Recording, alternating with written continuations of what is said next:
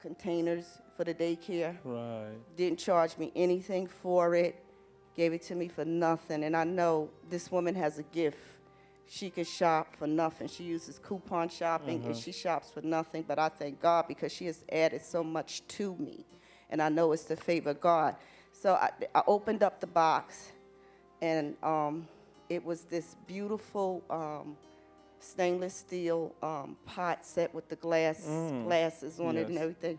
And I just cried because I wasn't expecting it.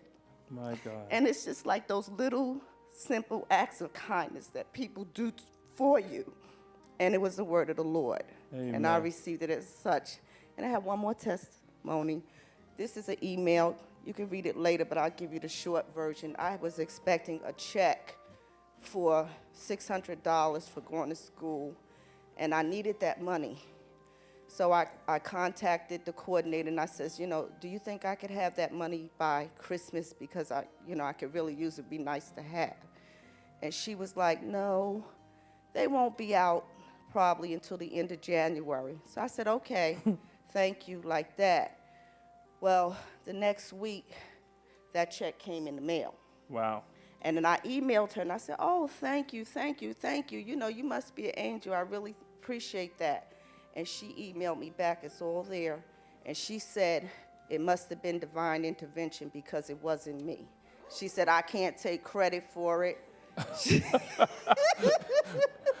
She said it must have been divine intervention. She said I had nothing to do with it. And I says, okay, well, I'm going to take this opportunity to just give God the praise. Amen. Amen. God bless you. God bless you.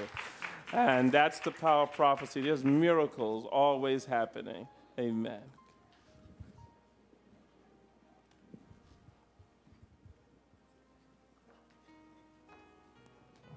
Bless you.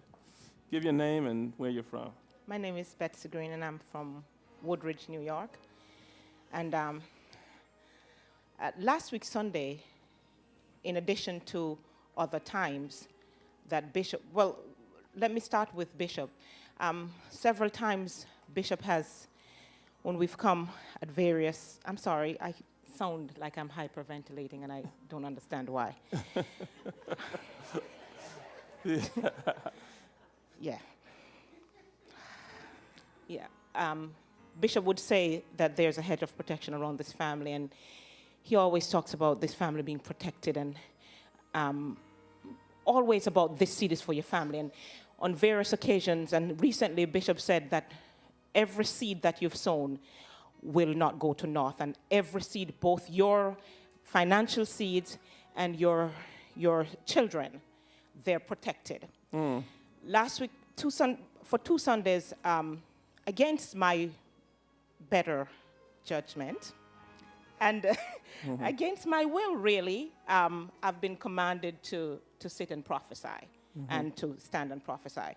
And last week, Sunday, while we're prophesying to people, Deaconess Maddie reached across and whispered to me, and she said, the Lord said that the seeds that you've sown, the particular seed that you've sown these 2 Sundays past, the seed of yourself, has protected your daughter. And she says, not so much Christine, but it's Ruthann that I'm seeing.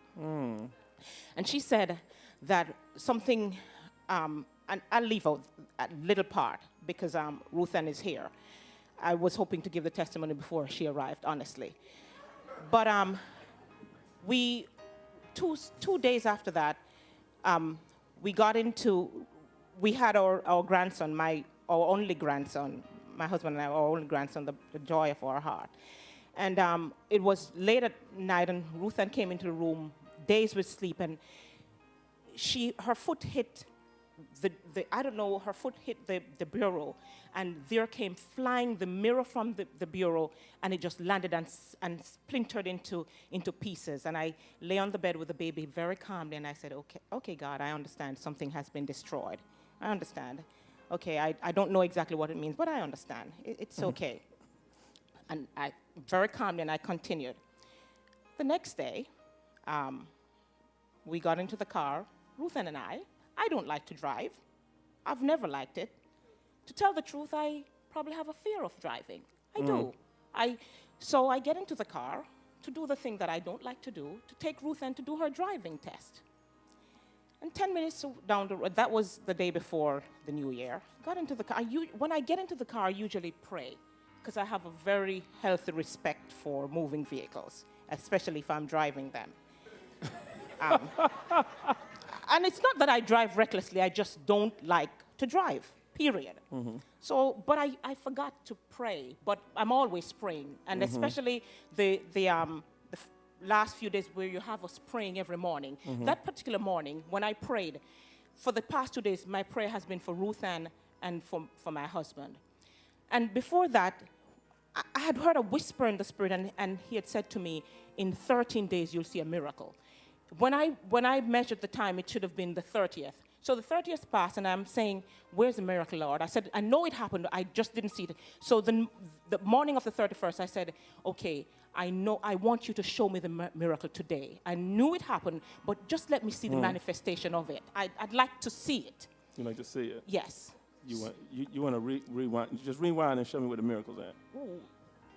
It's rewind? I made it rewind? Well, you said you wanted to see it.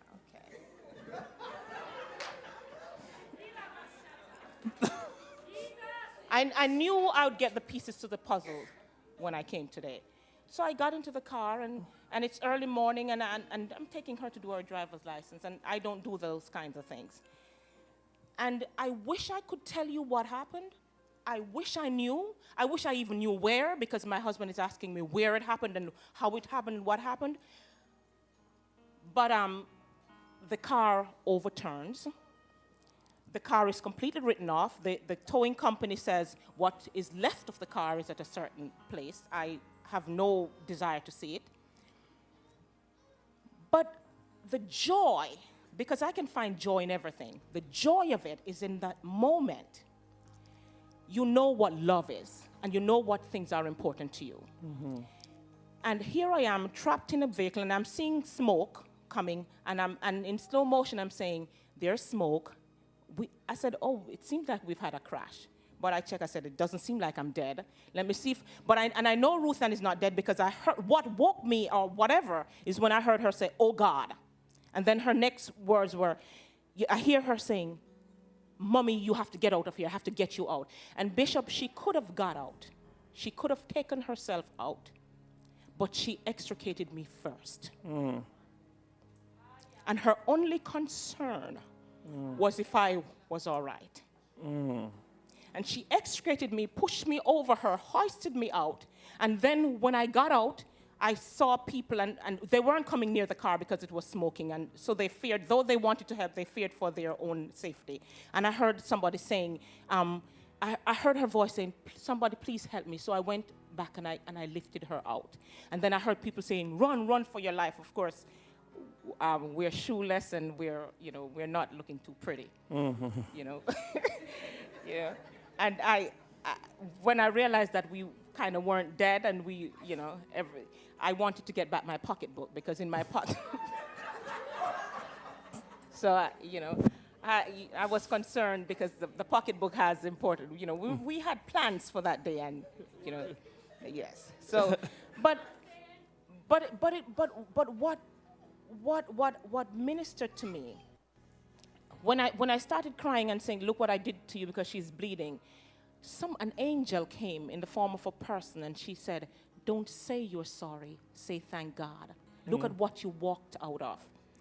Look, the officers, the fire department, of course, big drama, because if it has to do with Betsy, it has to do with drama. So yeah, because you wanted to see. Yeah, so drama, and there, and the whole works, and and they are all shocked that we came out. We didn't wait for somebody to take us out. We climbed out and left the car.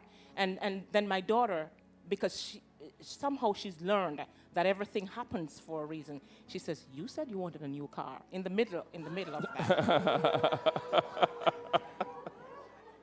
And so, of course, in the middle of crying, we're laughing. And then somebody says something about this being a bad day for us. And I said, it's absolutely not a bad day. It's a good day. Whatever happens, it's a good day. But when I got home and I'm reflecting, it wouldn't I thank God for several reasons. Thank God that Ruth is protected, because I wouldn't have.